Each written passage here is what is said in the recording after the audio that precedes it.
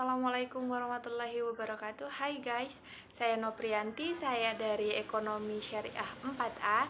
Di sini saya akan sedikit membahas tentang kebijakan fiskal dari mata kuliah perekonomian di Indonesia. Apa sih kebijakan fiskal? Kebijakan fiskal ialah kebijakan yang dilakukan pemerintah dalam rangka mendapatkan dana-dana dan kebijaksanaan yang ditempuh oleh pemerintah untuk membelanjakan dananya tersebut dalam rangka pembangunan. Dan apa sih tujuan dari kebijakan fiskal? Tujuan utama kebijakan fiskal adalah menjaga stabilitas ekonomi negara.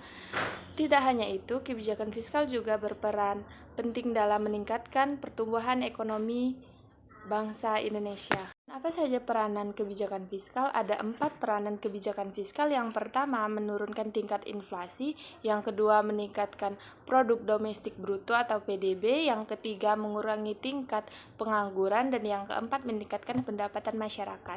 Dan ada 3 macam-macam kebijakan fiskal. Yang pertama yaitu anggaran defisit. Apa sih anggaran defisit? Anggaran defisit ialah kebijakan membuat pengeluaran lebih besar dari pemasukan. Kebijakan ini diperlukan memberikan stimulus pada perekonomian dan sangat baik digunakan jika keadaan ekonomi sedang resesi.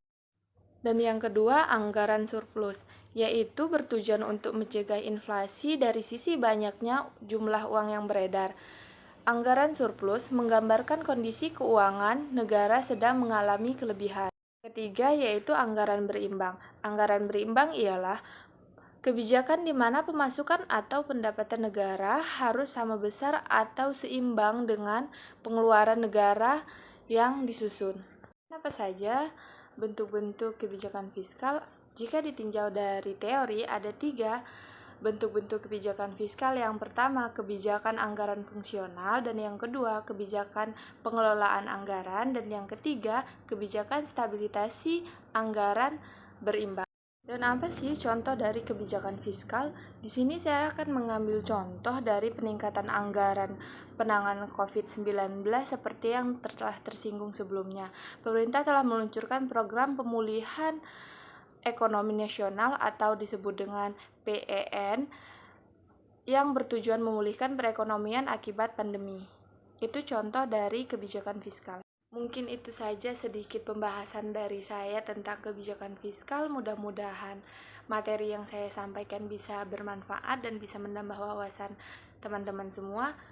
Jika ada kesalahan, saya mohon maaf. Saya akhiri. Wassalamualaikum warahmatullahi wabarakatuh. Bye.